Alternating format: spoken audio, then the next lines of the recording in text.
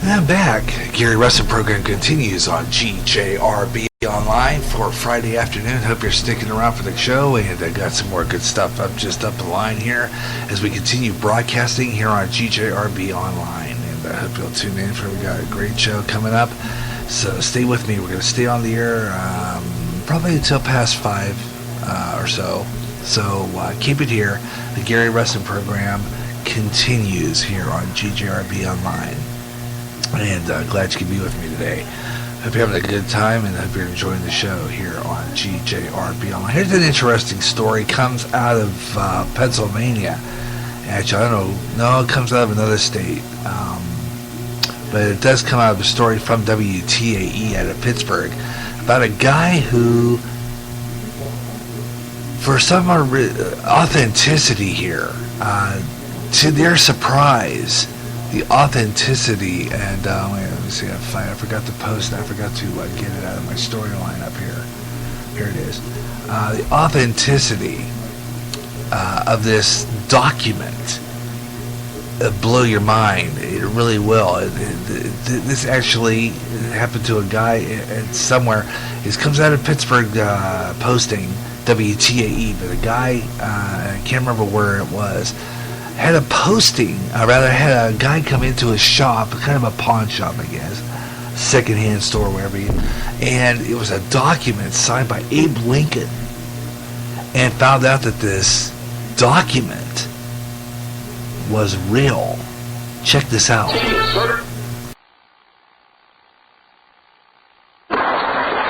When you open up a trading store like Cameron Kephart did, Gold and Silver Trading Company. It's a trading company here in Bakersfield. You have to be prepared for all things strange.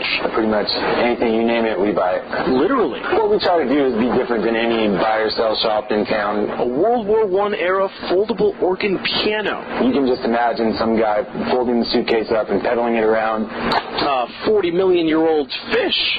The more rare, the more unique, the better. Want a psychedelic JFK? That's awesome.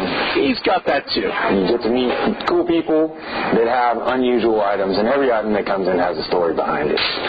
But even Mr. I Buy Anything was stunned when a man walked into his store last month holding this piece of paper. And he said, hey, I inherited this from my grandmother. I need the money right now. What was so special about this document? Abraham Lincoln's signature is right here, right above the Secretary of the Treasury's signature. That's right. It was signed by our nation's 16th president. I mean, it's definitely a piece of history. The man claimed he found it at the bottom of a family chest. I took a gamble on it. I really did. And I bought it, and I thought, if it isn't real, it might look all right just hanging on the wall. George W. Hoff, during the pleasure of the President of the United States. Cameron bought the document for $50.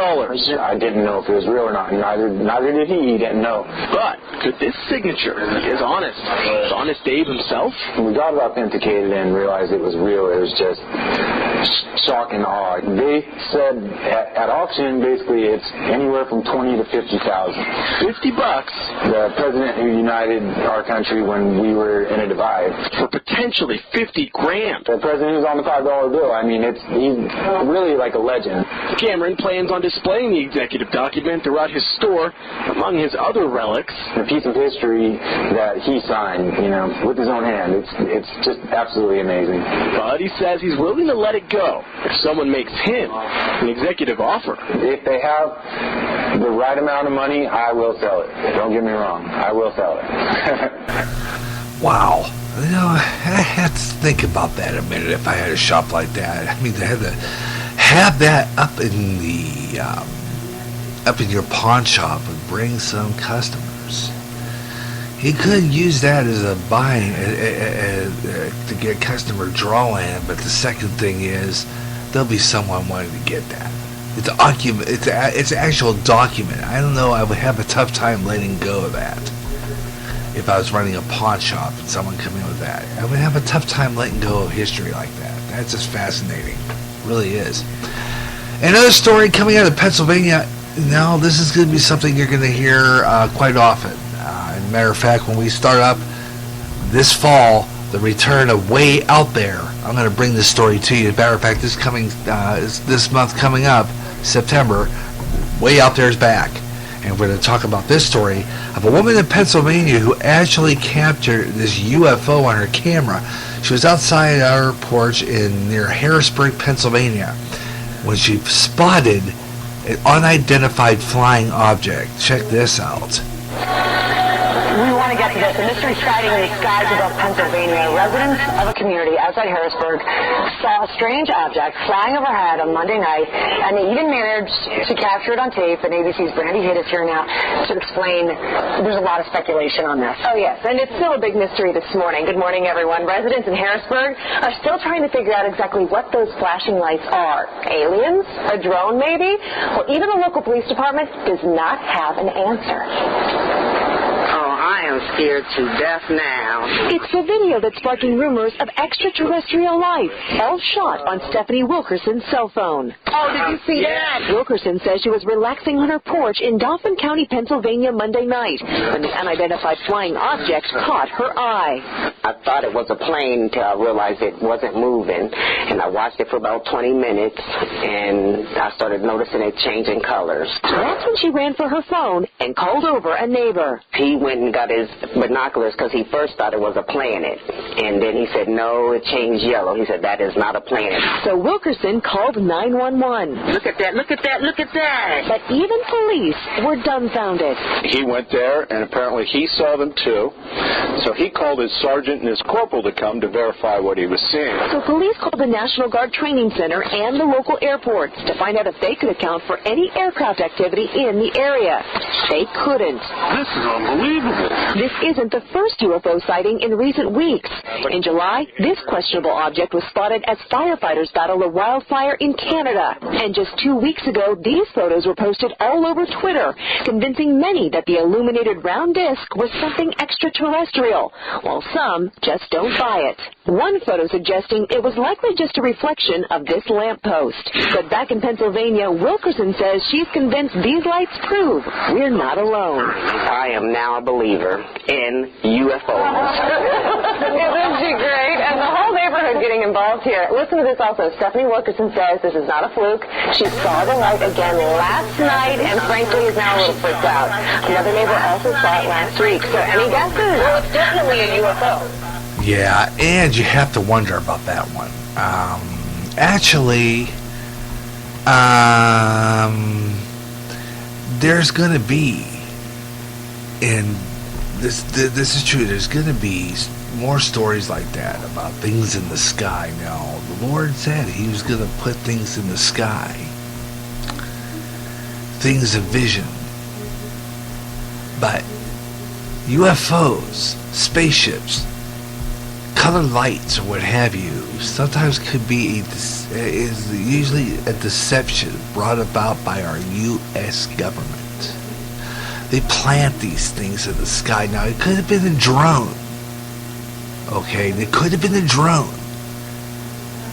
Now, I keep my eyes out, but I question it because when I walk my dog in the night, I look in the sky and don't see anything unusual.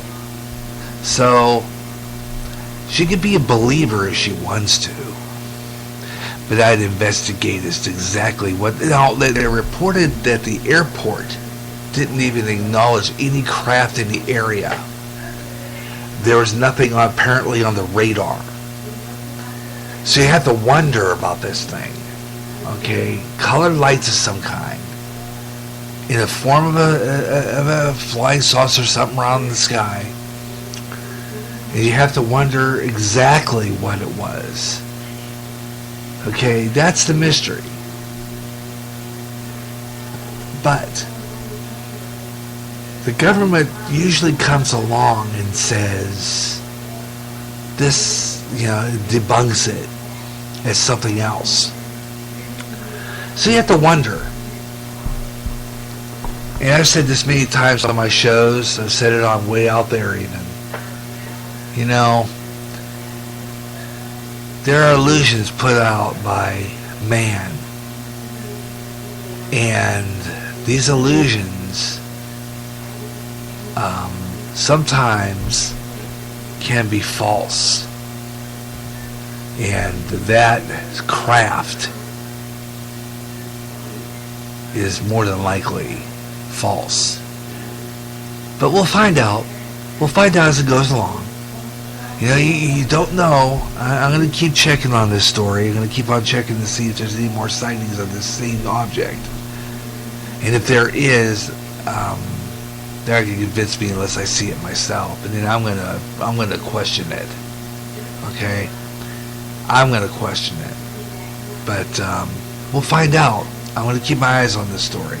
And remember, keep your eyes to the skies. And let me know what you see way out there. Coming up, way out there, right here on GJRB Online, September. Stay tuned. All right, let's see. A couple more stories on this news and comment. I hope you enjoy that. We're going to kind of cut this down a little bit size. But we're going to do this long, lengthy news and comment every once in a while on this show because I like it. And of course, today is Freestyle Friday.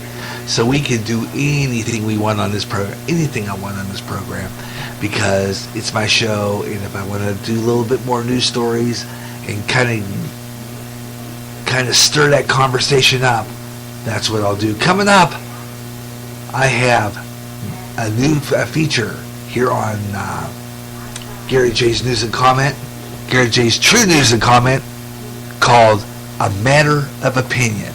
That's coming up, and we're going to open up the Gary Russen Program for you, along with the chat rooms and all that good stuff coming your way next here on the Gary Russen Program, here on GJRB Online.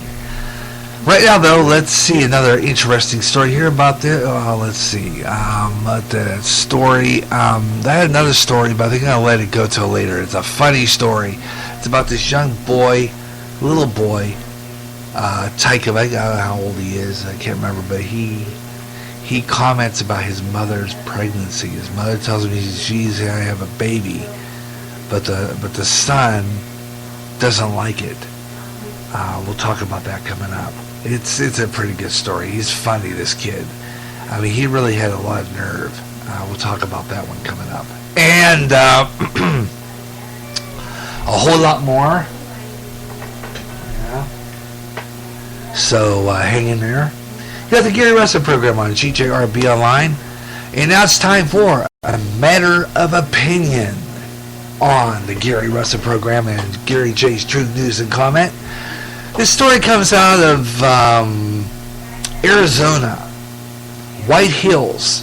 Now, a recent story about a 9-year-old girl there that accidentally killed her firing range instructor. And when she lost control of a Uzi submachine gun. The news ignited a lot of debate, and it should be. The excess of guns to youngsters of that age. Should the state allow the parents and allow the parents to allow their children to shoot those kind of guns? Is it common for kids to be on the shooting range? Adam Winkler is a professor of law at the University of California, Los Angeles. He's the author of Gunfight, the Battle Over the Right to Bear Arms in America. Said children on the range, on a shooting range, all the time? One school of thought, though, subscribers said, now if children learn about the awesome power of guns, they'll be less likely to play with them. Good point. Also, thinking goes that the safer place to learn about guns is at a shooting range. Winkler says that what is rare to see a child shooting an automatic weapon like a Uzi in one of these places. But to allow a 9-year-old to shoot a weapon like this is absurd. There's no reason a girl should have had that gun on her own. Really. Now, the ideology, he's not talking about the ideology, he's talking about the Uzi, the strong kick to it that a small girl could not physically hold. And regulations governing, and there are now regulations governing that about who can shoot at ranges. Winkler says that the most states allowing the minors to possess guns is now being supervised by adults. I don't know. He stated, I don't know of any state that bars minors from shooting